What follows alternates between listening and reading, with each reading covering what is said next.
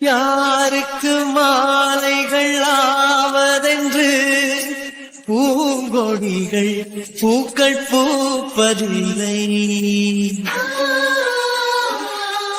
யாருக்கு யார் சொந்தமாவதென்று தேவதைகள் வந்து சொல்வதில்லை.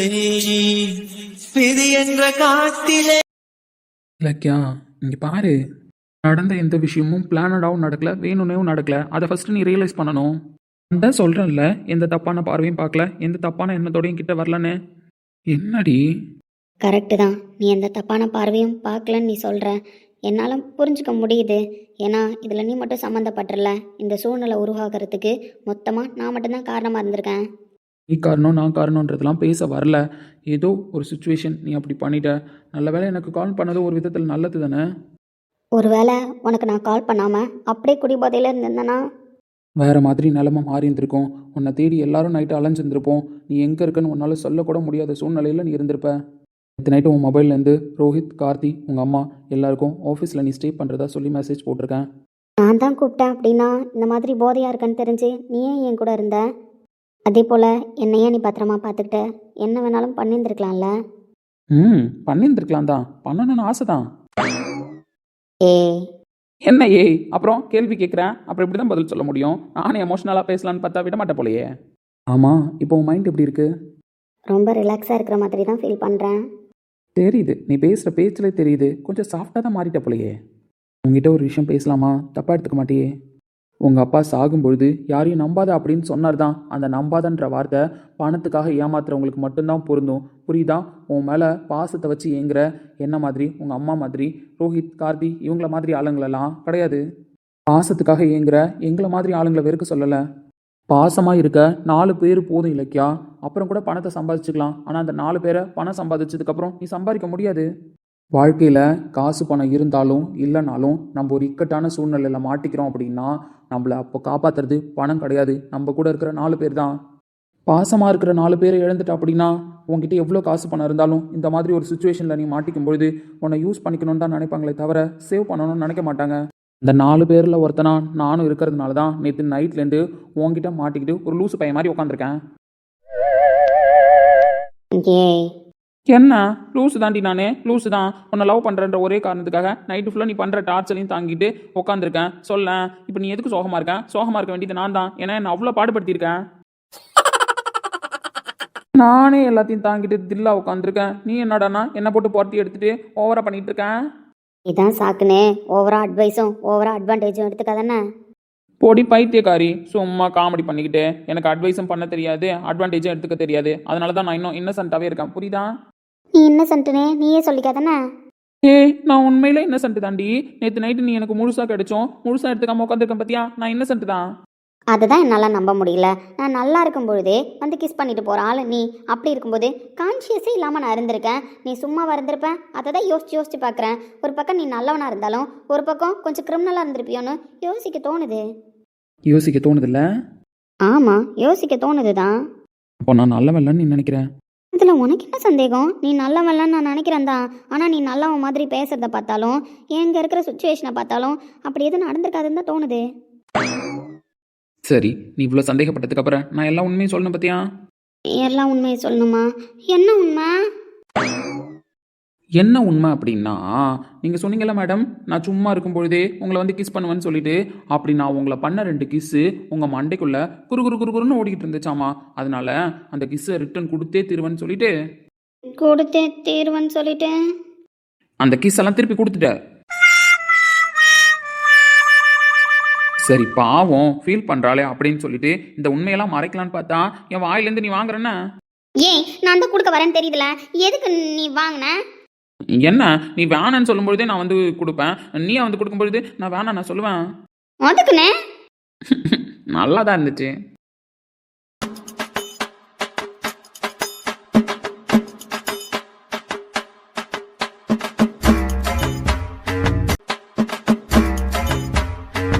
ஆனால் இலக்கியா என் மேலே அவ்வளோ பாசம் வச்சிருக்கேன்னு அந்த கிஸ்ல தான் தெரிஞ்சது தெரியுமா? நீ போய் சொல்ற. உண்மைதான் சொல்கிறேன். எப்படி பண்ணணும் வேணா திரும்ப பண்ணி காமிக்கட்டுமா? எல்லா பொறுக்கித்தனமும் தான் பண்ணியிருக்கேன். இதோ பாரு, ஃபர்ஸ்ட் உன்னை தப்பாவே பார்க்கலன்ன, தப்பாவே பேசலன்ன, இப்போ நானா ஏதோ கிஸ் கொடுத்தேன்னு சொல்றேன். இன்னும் வேற வேற ஆங்கிள் கேட்டா வேற வேற விஷயத்த சொல்லுவ போலயே. இல்லை ஒன்று ஒன்றா நான் சொல்கிறேன்ல, நீ ஏன் கேட்குறான்? நான் சொல்ல மாட்டேன் போ. ஒழுங்கா சொல்லுடா.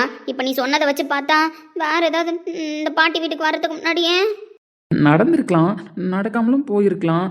ஆனால் கௌதம் ஏன்டா அப்படி இருக்க? எப்படி இருக்கேன்? நல்லா தானே இருக்கேன். ஆனால் இலக்கியா, ஒரு செகண்ட் கூட நீ என்னை விட்டு நான் வந்து கூட உட்காரல தெரியுமா? நான் வந்து கூட நிற்கல. என் புருஷன் என் புருஷன் என் புருஷன் சொல்லிட்டு என்னை கட்டி பிடிச்சிக்கிட்டே தான் இருந்தேன். போதையே இவளுக்கு தெரியக்கூடாது சாமி அப்படின்னு நைட்டு ஃபுல்லாக நான் வேண்டுதல் வைக்கிற அளவுக்கு இருந்தேன். எல்லாம் ஆம்பளைங்க மாதிரி தான் நீ என்ன? நீ மட்டும் எல்லாரும் இப்படிதான் அப்படின்னு ஒரு ரூல்ஸ் போட்டு வாழ்ந்துட்டு இருக்கேன். அப்படி இருக்கும்பொழுது நான் மட்டும் எல்லா ஆம்பளைங்கள மாதிரி இருக்கக்கூடாதா? நான் என்ன சொல்றேன், நீ என்ன சொல்ற? நீ சிரிச்சுக்கிட்டே கேட்டாலும் கோவப்பட்டுக்கிட்டே கேட்டாலும் உன்கிட்ட ஒரு விஷயம் சொல்லணும்னு நினைக்கிறேன். சொல்லட்டுமா? போன மாதம் இதே மாதிரி சேம் சுச்சுவேஷன் தான் நந்தினிக்கு நடந்துச்சு. சேம் சுச்சுவேஷன்றதை தாண்டி உனக்கு நடந்த சுச்சுவேஷனை நீ உருவாக்குனது. ஆனால் நந்தினிக்கு நடந்த சுச்சுவேஷன் யாரும் எதிர்பார்க்காம நடந்தது. அப்போ நீ என்ன பேசின? நந்தினி கேரக்டர் சரியில்லை, அதனால தான் இப்படி நைட்டு ஸ்டே பண்ணியிருந்திருக்கா அப்படின்னு டைலாக்காக பேசின ஞாபகம் இருக்கா? அதே சுச்சுவேஷன் தான் இப்போ உனக்கும் நடந்திருக்கு.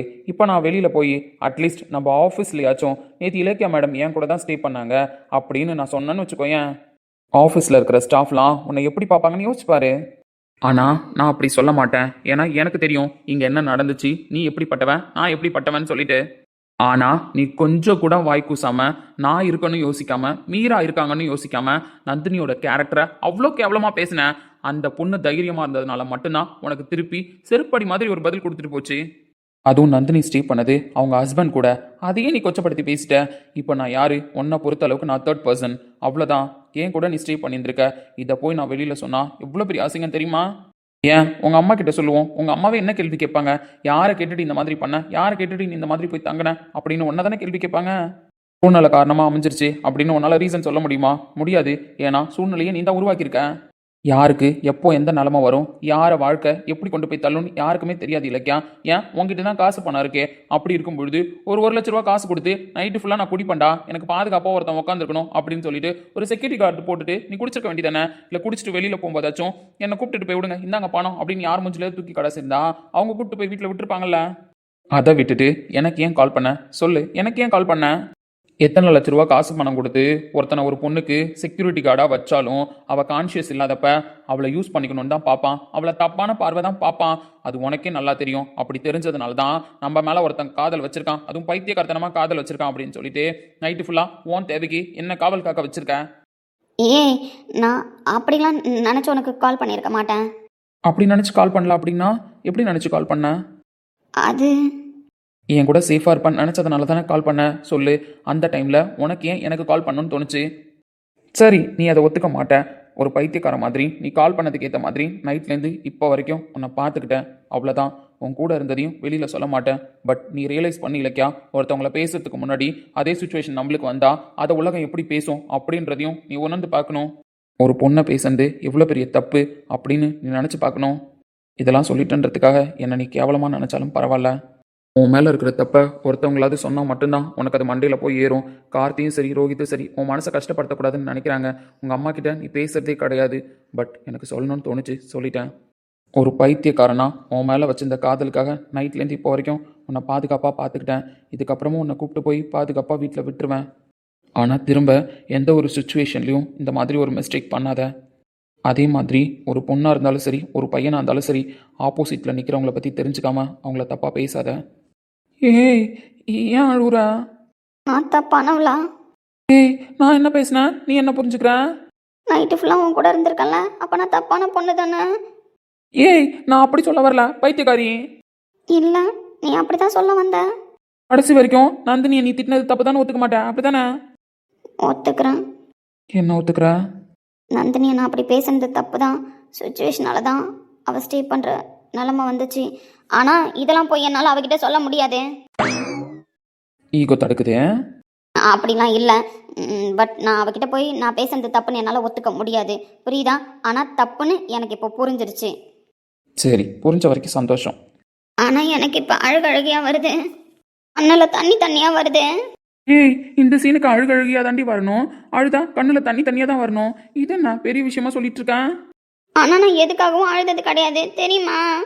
ஓ, அப்படி. ம். சரி சரி, இப்போ அழுதுட்டீங்க, என்ன பண்ணலாம்? எனக்கு மனசு ரிலாக்ஸாக தான் இருந்துச்சு. இப்போ திரும்பி நீ குழப்பி விட்டுட்ட தெரியுமா? நான் பேசுறது தப்பு, நான் எல்லாரையும் பார்க்கறது தப்பு, அப்படி இப்படி நீ எதை சொல்லிட்டேன். இப்போ எனக்கு திருப்பி கன்ஃபியூஸ்டாக இருக்கேன். கன்ஃபியூஸ்டாக இருக்கான். ம். அழுகழுகியா வருதா? ம். அழுதா கண்ணில் தண்ணி வருதா? ஆமாம். சரி சரி, நிப்பாட்டிடலாம்னா? எப்படி? அதெல்லாம் அப்படிதான் சீக்ரெட்டு. இப்போ பாரு, பழையபடி உன்னை திரும்ப ரிலாக்ஸ் ஆக்க போகிறேன். ம். ரிலாக்ஸ் ஆக்கிடுவியா? கண்டிப்பா. எப்படி? இந்த பூ உன்னை இப்போ ரிலாக்ஸ் பண்ண போது தெரியுமா? அது எப்படி பண்ணும்? சில்லின்ற முத்தம் ஒன்று செல்லெல்லாம் நனையும் போது உள்ளுக்குள் அச்சப்பூக்கள் உதிர்கின்றதே.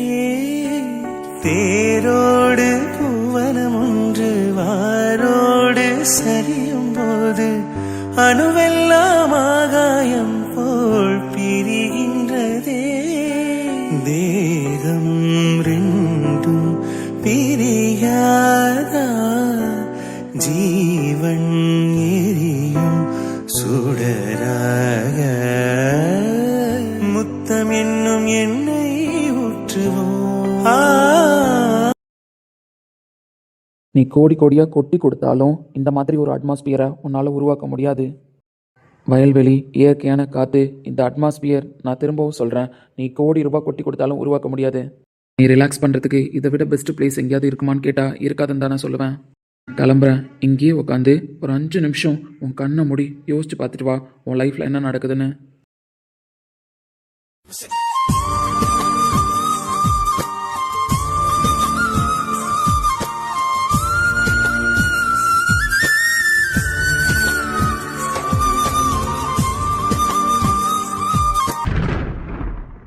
என்னாச்சுங்க? ஐயோ! அத்தை, தம்பி. என்னங்க? என்னங்க? மாமா, என்னாச்சு மாமா? மாமா பேசுங்க மாமா, என்னாச்சு மாமா?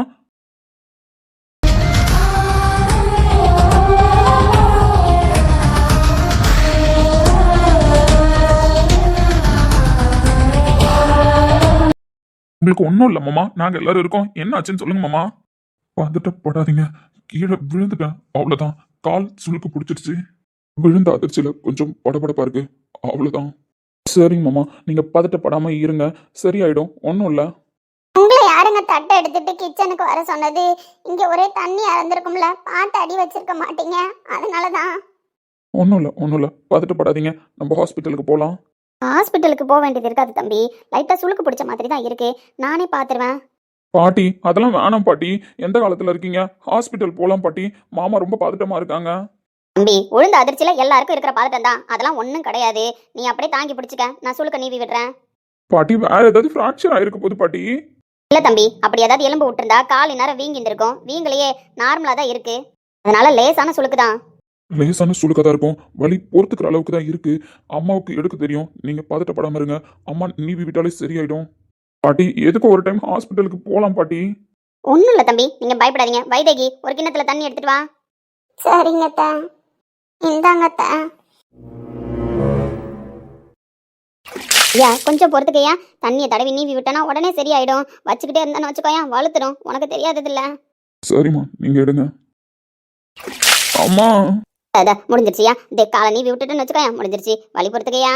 ஒன்றும் இல்லை மாமா, ஒன்றும் இல்லை, இருங்க. என் கையை பிடிச்சிக்கோங்க மாமா, வலி தெரியாது. அம்மா, இதோ முடிஞ்சிருச்சியா, இதோ முடிஞ்சிருச்சு. ஒன்றும் இல்லை மாமா, ஒன்றும் இல்லை, இருங்க.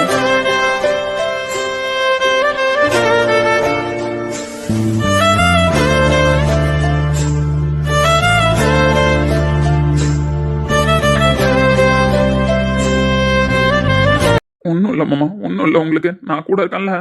ஐயா, ஒன்றும் இல்லை உன் மாமாவுக்கு, சரியா? தொழுக்கு வலிச்சாச்சு, இப்போ சரியாயிடும். பாட்டி, எதுக்கும் ஆர்த்தோ டாக்டர்கிட்ட ஒரு வாட்டி காமிச்சிடலாம் பாட்டி. இதுக்கலாமா ஆஸ்பத்திரிக்கு விடுவாங்க? அதெல்லாம் ஒன்றும் கிடையாது. செத்த நேரம் பல்ல கடிச்சிக்கிட்டு வலியை பொறுத்துக்கிட்டேன்னு வச்சுக்கோயா, சுளுக்கு எடுத்தா சரியா போயிடும். அதை விட்டுட்டு டாக்டர்கிட்ட போனா இதை வச்சு பார்க்குறேன்னு 4 கடத்தி வலியும் வேதனையும் தான் அதிகமாகும். ஐயா வா அப்படியே கைத்தாங்களா வரியா? கூப்பிட்டுட்டு போய் உள்ள உட்கார வைக்கிறோம், சுடு தண்ணி ஒருத்தரம் கொடுப்போம். நான் சுடு தண்ணி வச்சு எடுத்துட்டு வரேன். போமா, நீ சுடு தண்ணி எடுத்துட்டு வா. அம்மா காலை அசைக்க முடியலம்மா. அப்படியே லேசாயா என்னையும் தம்பியும் பிடிச்சிக்க, கைத்தாங்களா வாயா, உள்ள போயிடுவோம். கால் இழுக்கிற மாதிரி இருக்குமா? இருங்க மாமா, நீங்க நடக்க வேணாம், நான் தூக்கிட்டு போறேன். பரவாயில்ல தம்பி, நான் கைத்தாங்களா வந்துடுவேன். பரவாயில்ல மாமா, நான் இருக்கும்பொழுது நீங்க கஷ்டப்பட தேவையில்ல. உங்களை தூக்குறது ஒண்ணு எனக்கு கஷ்டமாவும் இருக்காது. நான் தூக்கிட்டு போய் உள்ள உட்கார வைக்கிறேன்.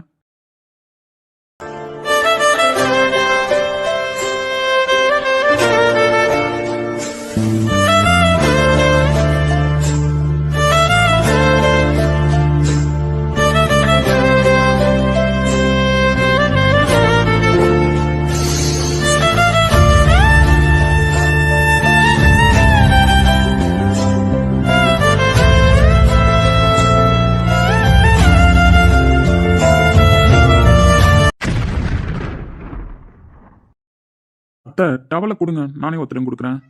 ஐயோ தம்பி, நீங்க வேற, எழுந்து இந்த பக்கம் வாங்க, நான் கொடுக்குறேன். ஆமா தம்பி, வைத்தியக்கு கொடுப்பா, நீங்க எழுந்து இந்த பக்கம் வாங்க. தம்பி, முதல்ல கால்ல இருந்து கை எடுங்க தம்பி. நீங்க எல்லாரும் ஏன் இப்படி பதட்டமாவறீங்கன்னு எனக்கு புரியல. நான் ஒத்தடம் கொடுத்தா என்ன இப்போ? தம்பி, நீங்க எந்திரிங்க, வைத்தியக்கு கொடுப்பா. எனக்கு ஒரு விஷயம் புரியல. இப்போ இந்த இடத்துல கீர்த்தனாவோ இல்ல நந்தினியோ இருந்திருந்தா என்ன பண்ணிருப்பாங்க? உங்களுக்கு அடிபட்டதுக்காக அத்தையையும் பாட்டியும் உட்காந்துக்கிட்டா ஒத்தடம் கொடுக்க சொல்லுவாங்க. அவங்க 2 பேர்ல யாராவது ஒருத்தவங்க தானே ஒத்தடம் கொடுத்துருப்பாங்க. தம்பி, அவளுங்க தான் இல்லல்ல, நான் கொடுக்குறேன் தம்பி, நீங்க எந்திரிங்க. தம்பி, நீ இதெல்லாம் பண்ண வேணாம்ப்பா, எந்திரியா. பாட்டி, என்னை ஏன் இந்த வீட்டில் இருக்க சொன்னீங்க? என்னை பற்றி தெரிஞ்சுக்கணும், என்னை பற்றி புரிஞ்சுக்கணுன்றதுனால தான். அதையும் தாண்டி இந்த வீட்டில் ஒருத்தனா என்னால் இருக்க முடியுமா அப்படின்றது தான் மாமாவோட கேள்வி. இந்த 4 நாளா நான் இந்த வீட்டில் ஒருத்தனா தான் வாழ்ந்துட்டு இருக்கேன். நீங்களும் என்ன இந்த வீட்டில் ஒருத்தனா தானே பார்க்குறீங்க, இல்லை பார்க்கலையா? தம்பி, இருந்தாலும் இல்லத்த, நான் இந்த வீட்டில் ஒருத்தன் தான். இந்த வீட்டில் இருக்கிற எல்லாருமே எனக்கு சொந்தம் தான். இப்போ என் அப்பாவுக்கு அடிபட்டிருந்தா நான் இந்த இடத்துல ஒத்தனம் கொடுக்க மாட்டேனா சொல்லுங்க? எவ்வளோ பெரிய இடத்துல இருந்தாலும், எவ்வளோ பெரிய வளர்ச்சிக்கு போயிருந்தாலும் அப்பாவுக்கு நான் புள்ள தான். அதே மாதிரி என் மாமாவுக்கு நான் மருமகன் தான்.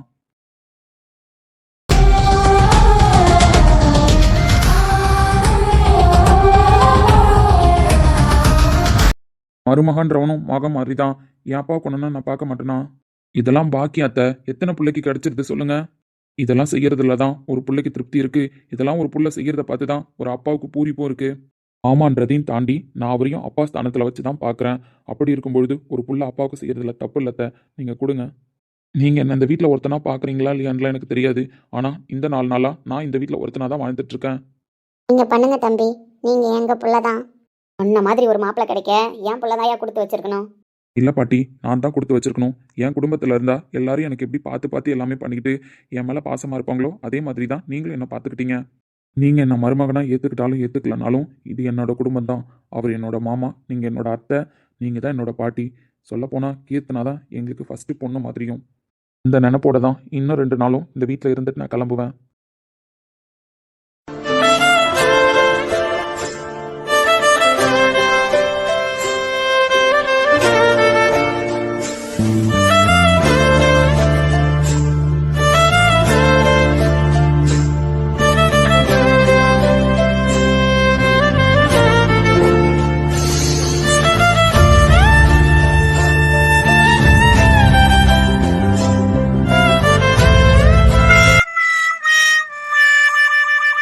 இந்தா மும்தாஜி, பேக்ல பத்திரமா வச்சுக்கோண்ணா. என்ன ப்ரோ, கோவமா இருக்க போல? நான் ஏன்டா கோவமா இருக்க போறேன்? அதான் மூஞ்சை காட்டி கொடுக்குதே. நான் எதுக்கும் கோவமா இல்ல. இந்த கெட்டப்லாம் போட்டிருந்தது ஒரு மாதிரி இரிட்டேட்டிங்கா இருக்கு, வேற ஒன்றும் இல்ல. அப்படியா? சரி சரி, நம்பிட்டேன்னா. இங்க பாரு கார்த்தி, நான் எதுக்காகவும் கோவமா இல்ல, புரியுதா? இந்த கெட்டப் போட்டிருந்தது எனக்கு ஒரு மாதிரி இரிட்டேட்டிங்கா இருக்கு, அவ்வளவுதான். எனக்கு என்னவோ யாரோ பேசுறதுக்கு கோவமா இருக்கிற மாதிரி இல்ல தெரியுது. யார் என்ன பேசுனாங்க? நான் எதுக்கு கோவமா இருக்கணும்? அடிச்ச அடி இன்னும் காதுல கொஞ்சம் கேட்டுக்கிட்டே இருக்கே ப்ரோ. பர்றா, தேவையில்லாம பேசாத சொல்லிட்டேன். இப்படியே பேசிக்கிட்டு இருந்தா விட்டுட்டு ஊருக்கு கிளம்பி போயிடுவேன். யோ பாதியில விட்டுட்டு போயிடாதையா நீ வேற. புரியுதுல்ல? போய் அடக்கிக்கிட்டு கிளம்பு. சரி உட்காரு, டென்ஷனாவா தானே? உண்மையாவே கோவமா இல்லையா ப்ரோ? இல்ல. ஆனா நீ அவனை அடிச்ச அடியை பார்த்தா இதுக்கப்புறம் கீர்த்தனாவை பத்தி பேசுவியா அப்படின்னு சொல்ற மாதிரியே இருந்துச்சே ப்ரோ. நான் அதுக்கு அடிக்கல, எந்த பொண்ணையும் தப்பா பார்க்காத அப்படின்னு சொல்லி அடிச்சேன். ஓ அப்படி, சரி சரி. என்னடா நக்கலா?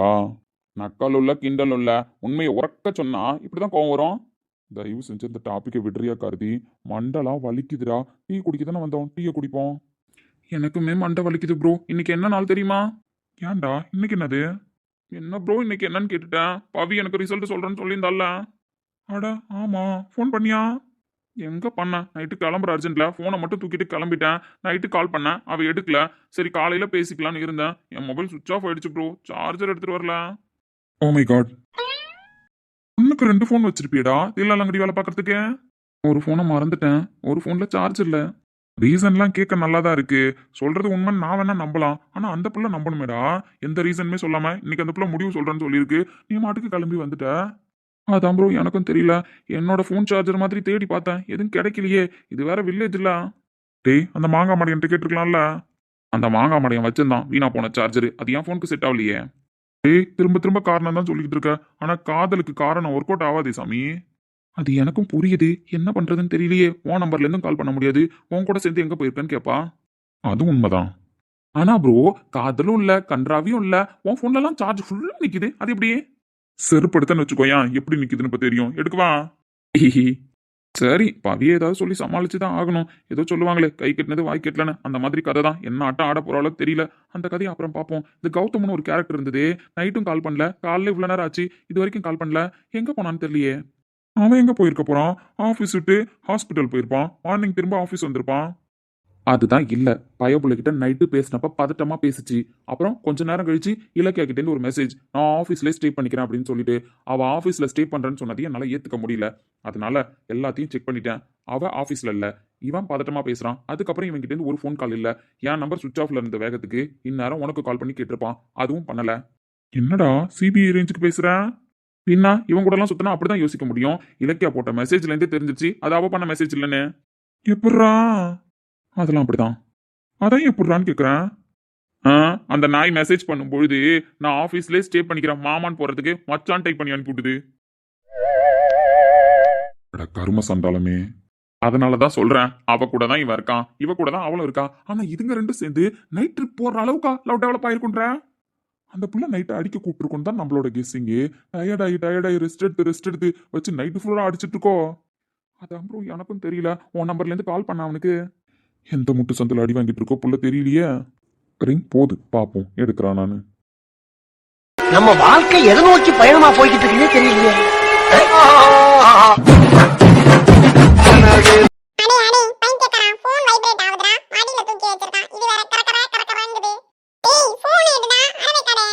ஃபோனா வைப்ரேட் ஆகுது. ஹலோ, இந்த பக்கம் கௌதம், அந்த பக்கம் அம்பானி பேசுறாரு. உன்கிட்ட டீலிங் வச்சுக்கலான்னு முண்டம். உன்ன மாதிரி ஒரு அரவை கடை அந்த பக்கமா பேச போகுது. இதுல இவனுக்கு என்ன டவுட்? மச்சான் மச்சான் உயிரோட இருக்கியாடா? ஏன் சோக கதையை கேளு தாய்க்கோலமே, ஆமான் தாய்க்கோலமே. அவ்வளோ அடிச்சாலா மச்சான்? அதை கேட்டாதான் தாங்காது மச்சான் ஓ மனமே. கௌதம் சாமி. யாரு? சஞ்சய் ப்ரோவா? ஆமாண்டா நானே தான். சொல்லுங்க மும்தாஜ், என்ன வேணும்? பல கேரக்டர் கூட பேசுறானே. பல பைத்தியங்கள் இருக்குமா இவனை சுத்தி? இவன் ஒருத்தனையே நம்மளால தாங்க முடியலையே நைட்ல இருந்து. இவன் கூட இருக்கிறதுனால ரொம்ப மோசமா இருக்கும் போலயே. என்னடா சிலுக்கு வந்த சோதனை? சாமி அடிச்சாலாடா? அடிச்சா கூட பரவாயில்லையே, லவ் பண்றேங்கிறா. ஓ மை காட், லவ் பண்றாளா? லவ் பண்றேங்கிறா. அப்புறம் ஒரு டைம் கேட்டா லவ் பண்ணலங்கிறா. ஐயோ பாவம். மும்தாஜ் உங்களுக்காச்சும் என் மனசு புரியுதா? டேய் மும்தாஜுக்கு ஷாஜகான் மனசு புரிஞ்சா மட்டும் போதும். நானே பாவியை ஒர்க் அவுட் பண்ண முடியலனா சஞ்சய் ப்ரோக்கே லேடி கட்ட போட்டு சஞ்சய் ப்ரோவை கல்யாணம் பண்ணிக்கலான்னு இருக்கேன். நடுவில் நீ வராதானே? அப்ப இலக்கிய என்ன வேணான்னு சொன்னா நான் மும்தாஜை கல்யாணம் பண்ணிக்க கூடாதாடா? அந்த உரிமை எனக்கு கிடையாதா? ஈக்குவல் ரைட்ஸ்டா.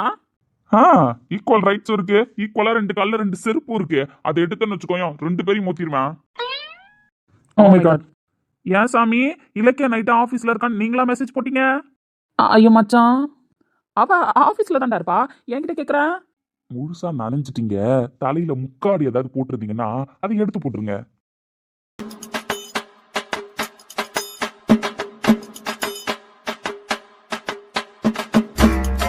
பைத்தியம். அவனுங்க கேட்கறதுக்கெல்லாம் பதில பகுமானமா சொல்லிட்டு இப்ப சமாளிக்குது. ஆனா மச்சான், அவ என்கிட்ட சொல்லக்கூடாதுன்னு சொல்லியிருக்காடா. நான் உன்கிட்ட சொன்னன்றத தயவு செஞ்சு அவகிட்ட சொல்றாத மச்சான். என் காதலுக்கு நீ இது வரைக்கும் பச்சை கொடி தான் காட்டினதில்ல, ஆனா சிவப்பு கொடியை காட்டிடாத மச்சான். ஆனா நீ பண்றது காதல் தானா மச்சான்? அப்படிதான் மச்சான் நான் நம்புறேன். நீயும் அப்படிதான்டா நம்பணும். நீ எப்படி பவி பின்னாடி சுத்துற? நான் என்னைக்காவது கேள்வி கேட்டிருக்கேனா? அதே மாதிரி இந்த கேள்வியெல்லாம் நீயும் கேட்கக்கூடாது சாமி. சரி அதெல்லாம் விடு, எங்க இருக்கீங்க, எப்போ வருவேன்? அது தோ கிளம்பிட்டோம். இன்னொரு 1/2 அன் ஹவரில் கிளம்பிடுவோம். நாங்கள் மாட்டுக்கு வந்தோம். எங்கே வந்தோம் எங்களுக்கும் தெரியல. அவ்வளோ காதலாடா அந்த பிள்ளைக்கு உன் மேல? அந்த கதையெல்லாம் வந்து சொல்கிறேன் சஞ்சய் ப்ரோ. உன்னை விட்டா எனக்கு யார் இருக்கா? அதுவும் கரெக்டு தான். வந்து என்னென்ன புலம்ப போறியோ தெரியலையே. ஆனால் அதெல்லாம் உன்கிட்ட நான் எப்படி சொல்லுவேன்? அவகிட்ட நான் யார்கிட்டயும் சொல்ல மாட்டேன்ல சத்தியம் பண்ணியிருக்கேன். சரி அப்ப சத்தியத்தை காப்பாத்தி தொலை, சொல்லாத. ஆனால் அதை உன்னை விட்டா யாருக்கிட்ட சொல்லுவேன் சஞ்சய் ப்ரோ? ஐயோ தாங்காது தாங்காது சிலுக்கு இன்னையோட நீ செத்துருவ. இந்த புள்ள ஏன் இவனை லவ் பண்ண மாட்டேங்குது இப்பதான் தெரியுது. இங்க பாருடா, வந்தன்னு வச்சுக்கோயா மூஞ்செல்லாம் உடச்சிருவேன். ஆபீஸ்ல யாருமே இல்லடா. யோ அவன் மனசுல யார் இருக்கான்னு தெரியலன்ற. நீ ஆஃபீஸில் யார் உள்ளன்றதை பற்றி பேசுகிறேன். டேய் எனக்கு என் ரோஹித்தோட ஆபீஸ் தான் முக்கியம். யோ எனக்கு என் காதல் முக்கியம். ஏன்? அதுக்கு நீ சாவுடா, நாங்க ஏன்டா சாவணும்? நல்ல கேள்விதான். இருந்தாலும் நான் யோசிக்கிறேன்னு. மச்சான் யோசிச்சுட்டு பார்த்து பத்திரமா கிளம்பி வாங்க. சரி மச்சான், நீ எப்போ வருவ? நானும் வந்து செருப்படி தான் வாங்க போறேன். என் ஃபோன் சுவிட்ச் ஆஃப் ஆயிடுச்சு மச்சான். பவினிக்கு முடிவு சொல்றேன்னு சொன்னா தெரியுமா? இது என்னடா கொடுமை? எலெக்ஷன் ரிசல்ட் அனௌன்ஸ் பண்ணுறப்போ கரண்ட் ஆஃப் ஆகிற மாதிரில இருக்கு. இல்ல பவி சும்மாவே ஆடுவா. இப்ப சலங்க வேற கட்டி விட்டுருக்கேன். என்ன ஆட்டம் ஆட போறாளோ தெரியல மச்சான். வீடு நீயும் நானும் இப்படியே தான் இருக்கணும்னு விதி இருந்தா அப்படி தான் இருப்போம். சரி பார்த்து பத்திரமா வந்து சேரு. வந்த உடனே கால் பண்ணு. நானும் போய் மொபைல் சார்ஜ் பண்ணிட்டு உன்னை கூப்பிடுறேன்.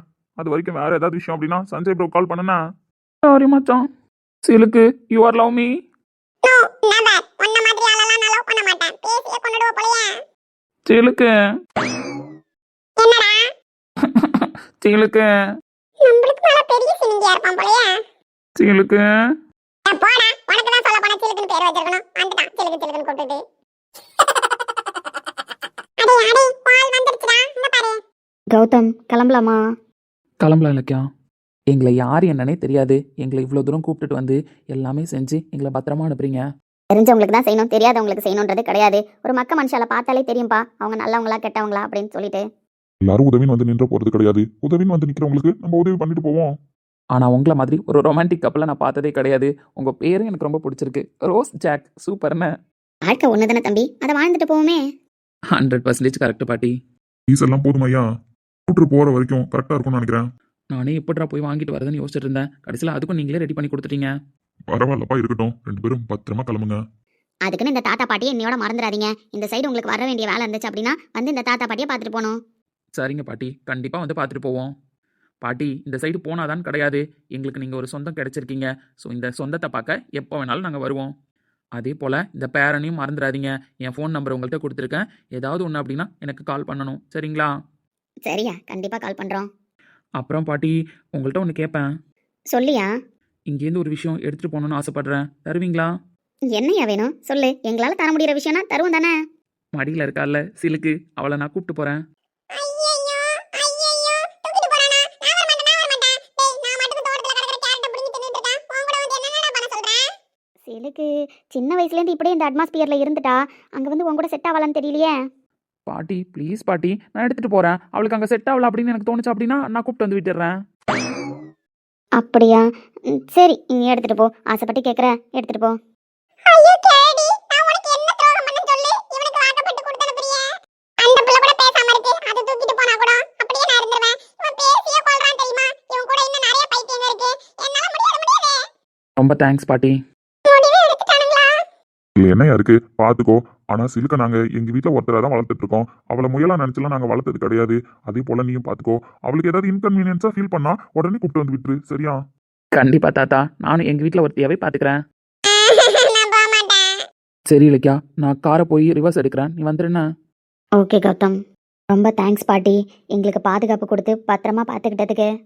அதனால என்னம்மா இருக்கு? உங்ககிட்ட ஒன்று கேட்கலாமா? கேளுங்க பாட்டி. உங்கள் 2 பேரும் வயசானவங்க, என்ன சொன்னாலும் நம்பிடுவாங்கன்னு நினச்சி சொன்னீங்களா இல்லை நம்மளை தப்பாக நினைப்பாங்கன்னு நினச்சி சொன்னீங்களா? அது எனக்கு தெரியாதே. பாட்டி எங்களுக்கு தெரியுமா, காலையில் உன்னை கூப்பிட்டுட்டு வந்து படுக்க வச்சப்ப தம்பி ட்ரெஸ் எல்லாம் மாற்றி விட்டுச்சு. சரி ரொம்ப கிறக்கமாக இருக்கியே அப்படின்னு சொல்லி நான் தான் தண்ணிலாம் கொடுத்தேன். அப்போ உன் கையை பிடிச்சி பார்த்தேன்.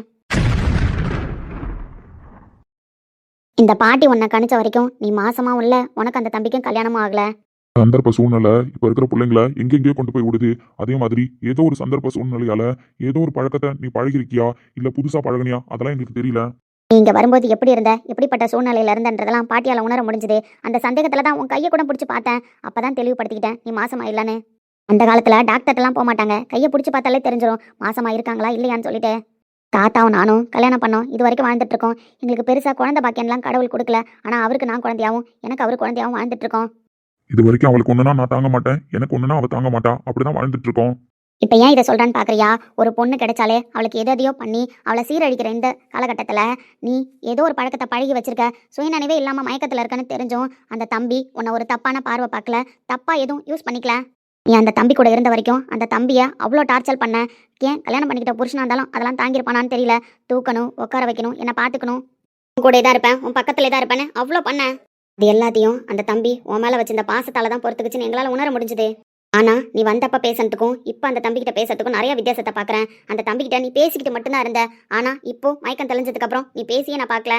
நீங்கள் 2 பேரும் ஏன் இப்படி இருக்கீங்க? அந்த புள்ள உன்னை ஆசைப்படுதா, நீ அந்த பிள்ளைய ஆசைப்படலையா? அதெல்லாம் எனக்கு தெரியல. ஆனால் கல்யாணத்துக்கு முன்னாடியே உன்னை இப்படி தங்கமாக பார்த்துக்கிறவன் கல்யாணத்துக்கு அப்புறமும் உன்னை தங்கமாக தான் பார்த்துப்பான். அதை நீ நம்பு. நம்பிக்கை இருந்துச்சு அப்படின்னா உன் வாழ்க்கையில் என்ன முடிவு எடுக்கணுமோ அதை தெளிவாக நீ எடு. வாழ்க்கை ஒரு தடவைதாம்மா, அது யார் கூட வாழணுன்றத நீ தான் முடிவு எடுக்கணும். யாரும் சொல்லி எந்த விஷயமும் வரப்போறது இல்ல. நாங்கள் பார்த்த வரைக்கும் அந்த பையன் நல்ல பையன். ஒரு பொண்ணுக்கு ராத்திரி முழுக்க பாதுகாப்பாக நின்றுருக்கான், தப்பாக எதுவும் யோசிக்கல. எங்கள் வயசுக்கு நாங்கள் பார்த்த அனுபவத்தை வச்சு சொல்கிறோம். அந்த பையனும் நீயும் சேர்ந்துருந்தா வாழ்க்கையில் நல்லா இருப்பீங்க, அவ்வளோதான். அடுத்த வாட்டி இந்த தாத்தா பாட்டியை பார்க்க வரும்பொழுது நீங்கள் 2 பேரும் உண்மையாகவே புருஷன் பொண்டாட்டியாக வரணும். நீ மாசமாக இருக்கணும், அதை இந்த பாட்டி கேட்டு சந்தோஷப்படணும், அவ்வளோதான். என்ன நீங்க 3வது மனுஷி இந்த அளவுக்கு பேசுறீங்கன்னு நீ நினைச்சாலும் சரி, எங்க மனசுல பட்டதை சொல்லிட்டோம். இதுக்கப்புறம் உன் விருப்பமா?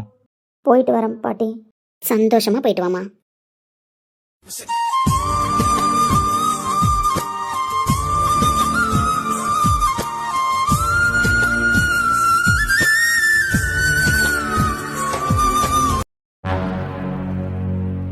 இன்னைக்கு அவனுக்கு முடிவே சொல்கிறேன்னு சொன்னோம். அப்படி இருக்கும்பொழுது நம்மக்கிட்ட ஆஃபீஸ் வரலான்னு சொல்லலை, என்னன்னு கேட்கல, இது வரைக்கும் ஃபோனும் பண்ணல.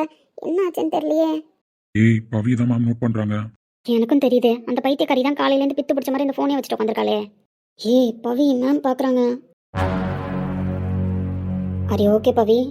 ஓகே தான் மேம். ஏன் இப்போ இவ்வளோ நர்வஸாக இருக்க? ஒன்றும் இல்லை மேம். பவி கொஞ்ச நேரம் எழுந்து போய் ரிலாக்ஸ் ஆக்கிட்டு வா. இல்லை மேம் பரவாயில்ல. ஏன் மேம் கார்த்தி இன்னைக்கு லீவா? கார்த்திக் ஏதோ எமர்ஜென்சி ஒர்க்குன்னு சொல்லிட்டு லீவுன்னு சொன்னார், நாளைக்கு வந்துடுவார். லீவ் சொல்லிட்டா மேம் எடுத்தான்? ஆமாம், இன்ஃபார்ம் பண்ணிட்டு தான் லீவ் எடுத்தார். எப்போ மேம் இன்ஃபார்ம் பண்ணா? எங்கள்கிட்டலாம் எதுவும் சொல்லவே இல்லையே. என்கிட்டயும் மார்னிங் தான் இன்ஃபார்ம் பண்ணார். ஏதாவது ப்ராப்ளம் லீவ் எடுத்திருக்கானா? ப்ராப்ளம்லாம் எதுவும் இல்லை கவிதா, ஜஸ்ட் நார்மல் லீவ் தான். இல்லை மேம் எங்கள்கிட்ட இன்ஃபார்ம் பண்ணாமல் லீவ்லாம் எடுக்க மாட்டான், அதான். மேபி வேறு ஏதாவது இஷ்யூவாக கூட இருக்கலாம். ஆனால் ப்ராப்ளம் இல்லைன்றது மட்டும் எனக்கு தெரியும். அவர் நிதானமாக தான் பேசினார். அதனால் நீங்கள் யாரும் மனசை போட்டு குழப்பிக்காதீங்க. நாளைக்கு மார்னிங் ஆஃபீஸ் வந்துடுவார். மொபைல் கூட ரீச் ஆகல மேம். வேறு ஏதாவது நெட்வொர்க் இஷ்யூவாக இருக்கலாம். கூட இருந்த ஒருத்தர் வரல அப்படின்னா நம்மளுக்கு மனசு பதறதான் செய்யும். பட் நம்ம தப்பாக எதுவும் யோசிக்கக்கூடாது. அவங்களோட சுச்சுவேஷன் என்னன்னு தெரியாதுல்ல நம்மளுக்கு. வேணும்னே நம்மக்கிட்ட சொல்லாமலோ நம்மக்கிட்ட இன்ஃபார்ம் பண்ணாமலோ இருக்க மாட்டாங்கல்ல. நம்ம கஷ்டப்படுவோம்னு தெரியும்ல. ஸோ ஃப்ரெண்ட்ஸ் உங்ககிட்டே சொல்லலை அப்படின்னா வேறு ஏதாவது எமர்ஜென்சியாக இருக்கும். நீங்கள் எல்லாரும் தேவையில்லாமல் யோசிக்காதீங்க. Okay ma'am. எல்லாம் நீ காணும்